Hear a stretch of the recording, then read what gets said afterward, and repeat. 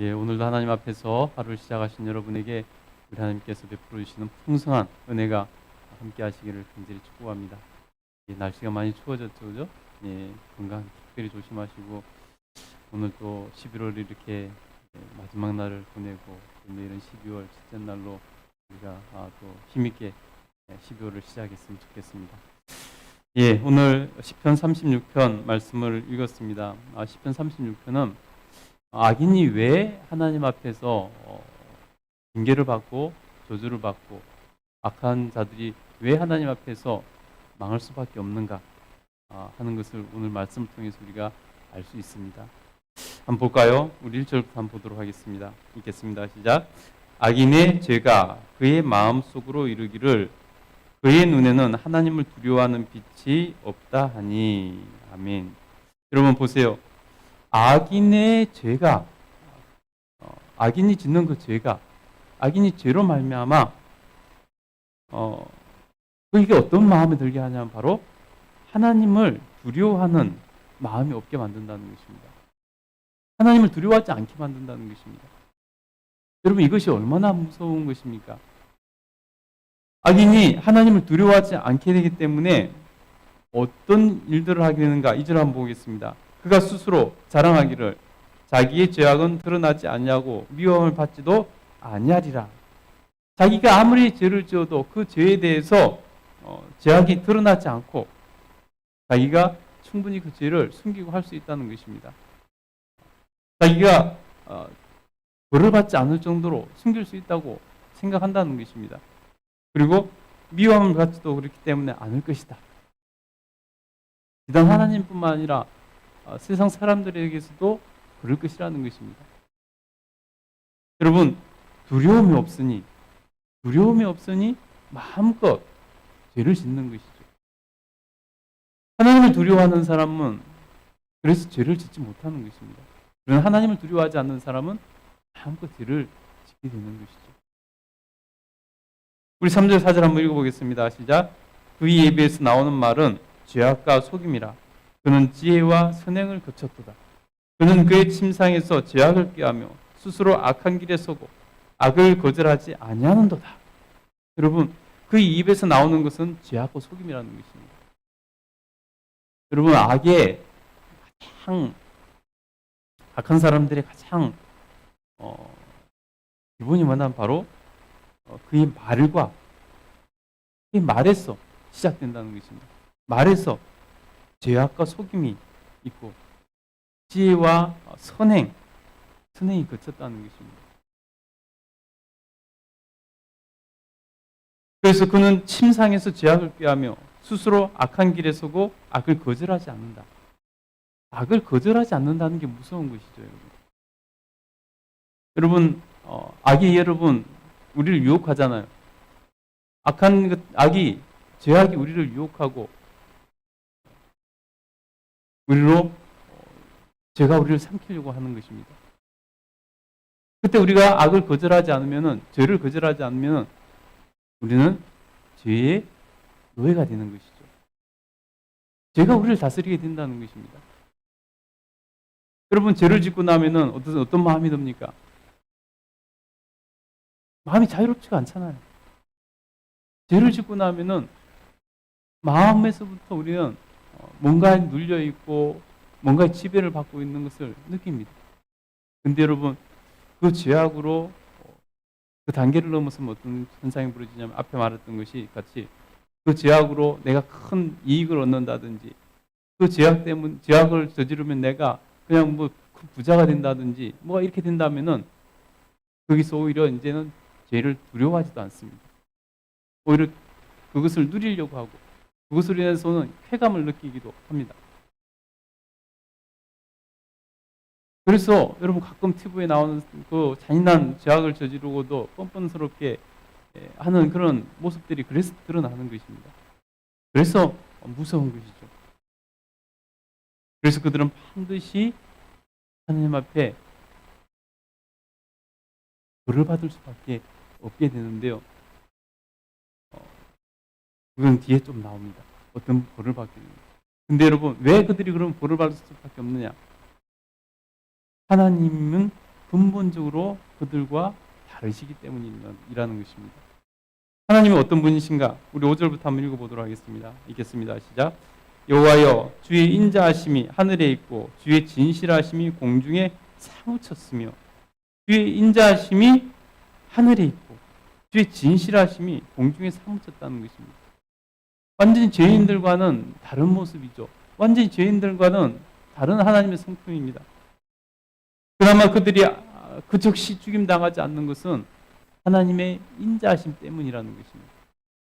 그들에게도 하나님께서 인자하심으로 참아주시는 것, 그것 때문이라는 것입니다. 그러나 하나님의 인자하심과 진실하심, 죄와 다른 거죠. 완전히 다른 거죠. 6절 한번 볼까요? 읽겠습니다. 시작. 주의 의는 하나님의 산들과 같고 주의 심판은 큰 바다와 같으니이다. 여호와여, 주는 사람과 짐승을 구하여 주시나이다. 하나님은 어떤 분이신가? 주의 의는 하늘의 산과 같고, 그 당시에 가장 큰 것을 표현할 때 하늘, 산 이런 데다 비유를 하잖아요. 그래서 주의 의는 하늘의 산과 같고 주의 심판은 큰 바다와 같습니다. 주의 의는 하늘과 같고, 그렇기 때문에 주의 심판 또한 바다와 같이 이루어질 것이라는 것입니다. 그래서 하나님께서는 악으로부터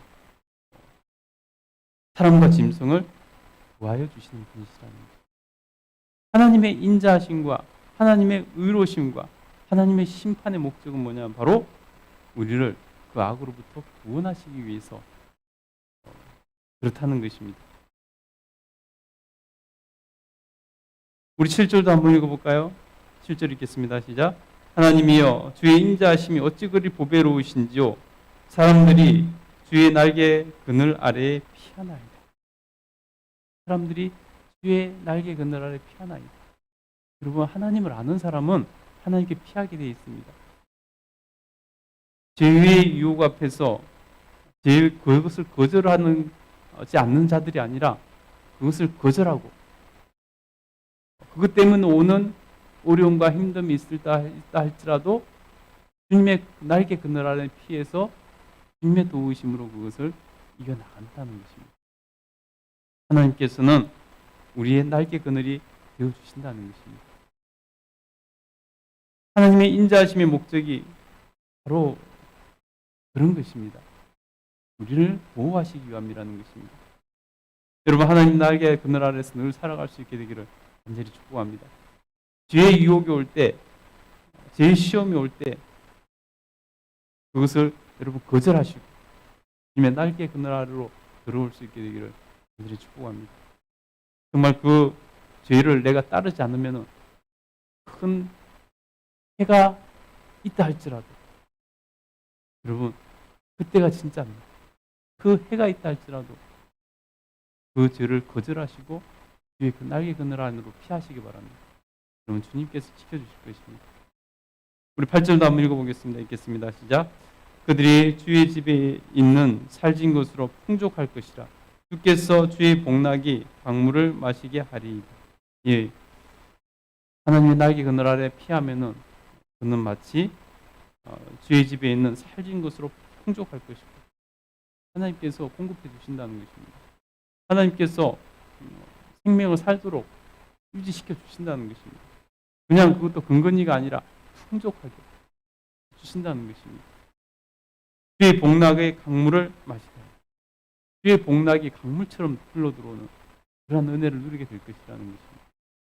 여러분, 우리는 그 비밀을 알고 죄의 유혹 앞에서 그것을 거절하지 않는 자들이 되는 것이 아니라 그것을 거절하고 주님의 날개 아래서 주님이 공급하신 것으로 풍족한 은혜를 누리고 살아갈 수 있게 되기를 간절히 축복합니다. 우리 9절도 한번 읽어보겠습니다. 시작. 진실로 생명의 원천이 주께 있사오니 주의 빛 안에서 우리가 빛을 보리이다. 생명의 원천이 어디 있다고요? 주 안에 있다는 것입니다. 생명의 원천이 주께 있고 주의 빛 안에서 우리가 빛을 보리이다. 그곳에서만 우리가 진정으로 살 수 있다는 것입니다. 여러분, 우리가 주님께 피해야, 우리가 생명의 원천 되신 주님께 가야 우리가 구원받을 수 있다는 것입니다. 여러분, 날마다 이렇게 새벽에 나와서 하나님을 찾는 것, 이거 보통 일이 아니잖아요. 그죠? 아무나 할 수 있는 일이 아니에요. 그러나 여러분, 하나님을 이렇게 찾는 것, 그곳에서 빛이 있기 때문에 여러분이 찾는 줄 믿습니다. 여러분이 하나님 앞에서 정말 이 생명의 원천 되신 주님께서 주시는 생명을 이 새벽에 받아서 누리는 그런 삶을 살 수 있게 되기를 다시 한번 간절히 축복합니다. 그러면은 그렇기 때문에 악인들과 하나님은 같이 할 수가 없어요. 하나님의 기준에서 악인들은 징계를 받을 수밖에 없고 벌을 받을 수밖에 없다는 것입니다. 그러면 하나님께서 그들에게 어떻게 징계하시고 벌을 주시는가? 오늘 시인이 이렇게 말을 합니다. 우리 10절부터 한번 읽겠습니다. 시작. 주를 아는 자들에게 주의 인자하심을 계속 베푸시며 마음이 정직한 자에게 주의 공의를 베푸소서. 교만한 자의 발이 내게 이르지 못하게 하시며 악인들의 손이 나를 쫓아내지 못하게 하소서.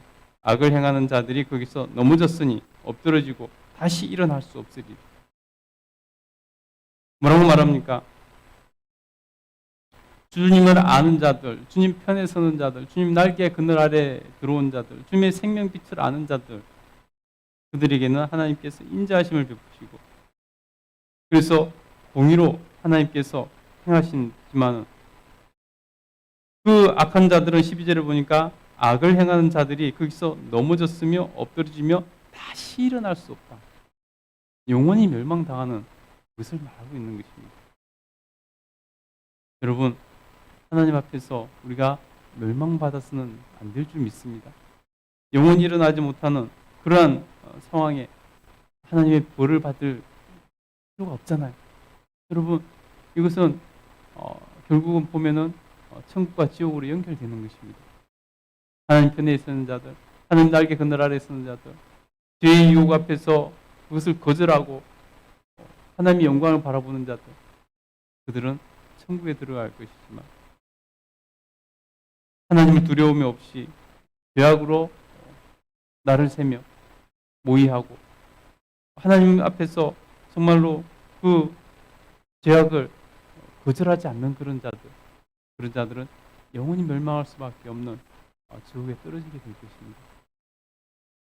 여러분, 하나님께서 우리 삶을 개입하시지 않는 것처럼 보일 때가 있습니다. 악인들이 때로는 순간적으로는 일정한 기간 동안에는 악인들이 잘 되는 것 같이 보일 수도 있고요. 하나님 뜻을 따라가는 사람이 힘들고 어려운 순간을 살아갈 때도 있습니다. 그러나 하나님께서는 다 지켜보고 계시고 기록하고 계시고 하나님께서는 심판날에 그것을 다 언급하실 것입니다. 그것으로 하나님께서 심판하신다는 것입니다.